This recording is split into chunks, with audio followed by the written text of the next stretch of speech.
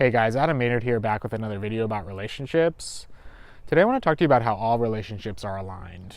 You see online, and I've certainly talked about it this way in the past too, how alignment is kind of referred to as this state of happiness, comfort, ease, really this lack of friction. If something is aligned, you don't really have any rough edges rubbing up against one another. And alignment is kind of vaulted as this ideal state, or as this kind of like destined state, where if you've achieved alignment and if you've found the aligned people and if you've found the aligned circumstances in your life kind of flows from there, and there's not a whole lot of discomfort, there's not a whole lot of unhappiness, and there's not a whole lot of dis-ease, because everything's flowing in the way that it's supposed to be. And I think this can get a little tricky when we use this perception of alignment to also represent the state that we want. And not only the state that we want, we all want to be in a joyful, easeful relationship, but when we use it as the only acceptable state that we're in, and if something's aligned, we go for it. If something's not aligned, if it's uncomfortable, if it makes us unhappy, then it's something that we reject wholesale.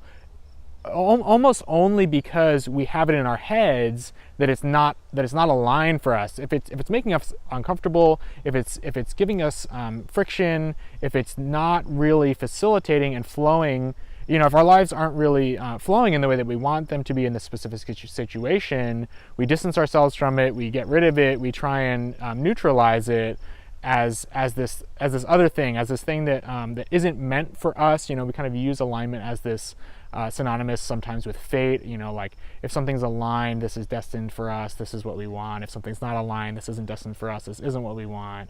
And that paradigm and that dynamic that this understanding of alignment sets up for us is what gets really tricky.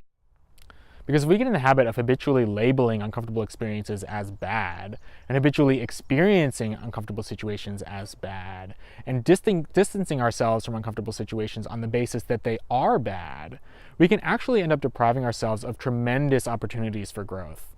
I talk about this a lot with regards to the conventional wisdom around what to do about toxic people, and how the only solution that we have is really to distance ourselves from them and cut them out of our lives without apology and without delay. That's an extreme example, of course, but no matter where the discomfort you're feeling falls on the spectrum, discomfort is not necessarily a sign that situation isn't serving you. The friction that you feel and the discomfort that you feel could actually be a sign that there is growth taking place, or that there is a call to growth taking place, and that your development and your maturation as a human being depends on your ability to kind of hold the container for that discomfort and see what it is, see which direction it is moving you, and see what it is asking of you, and see what skills and resources and tools it is calling upon you to develop and to deploy. If we just kind of jump ship every time we feel like we're in an uncomfortable situation, we don't get to experience any of that. This is related to this idea that growth should feel good. In my personal experience and the work that I do with clients, sometimes growth feels like the exact opposite of that. Sometimes growth feels like your life is falling apart. Sometimes growth feels like the most uncomfortable thing in the world. It makes you want to squirm. Sometimes growth is asking things of you that you've never done before, and it's really confusing and it's really overwhelming. That the ability to navigate and the ability to maintain your kind of have your wits about you, and at least maintain that awareness when you're going through a situation like that of what is actually happening, that can make all the difference in your desire to remain in that uncomfortable space. Discomfort can really suck sometimes. There's no denying that, and there is kind of a natural visceral impulse to remove ourselves from situations that are making ourselves uncomfortable. I'm not denying that either.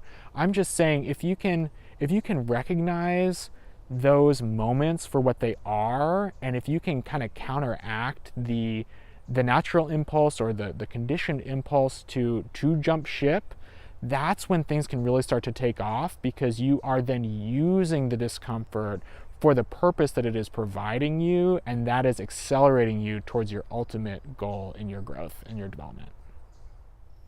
And I want to say one more thing about that containment process, and why holding space for that discomfort is so important.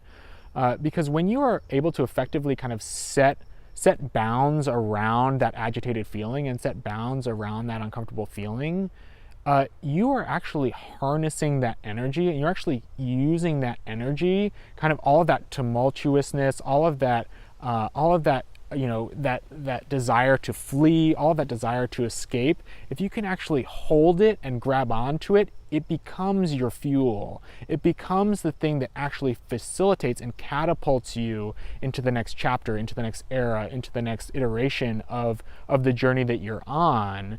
And it is the thing that actually does that work. It's not something that that needs to be discarded. It's not something that needs to be denied. It's not something that needs to be thrown away.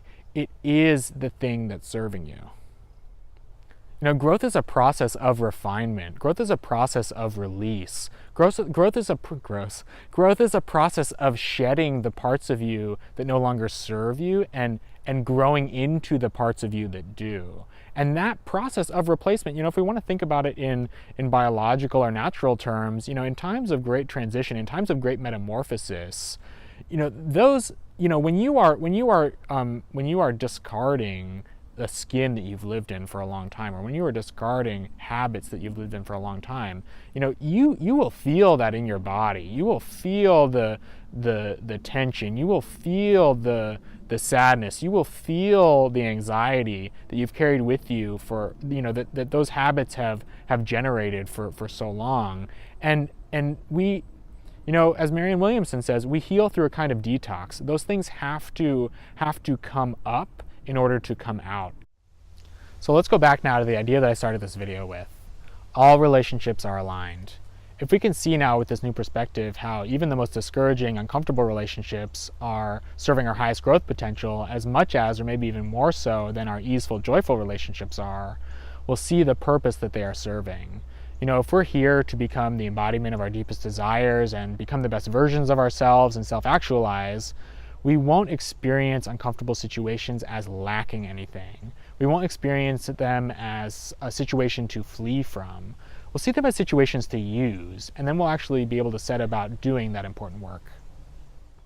So remember, the next time you find yourself in an uncomfortable situation and that impulse comes up to label it as misaligned or to judge it as bad, ask yourself how it's serving you. What resources is it asking you to deploy? What skills is it asking you to develop? What virtues is it asking you to embody? And then lean in those directions. Because when you do, you might just find that the situation you thought was so undesirable is the one you were looking for all along.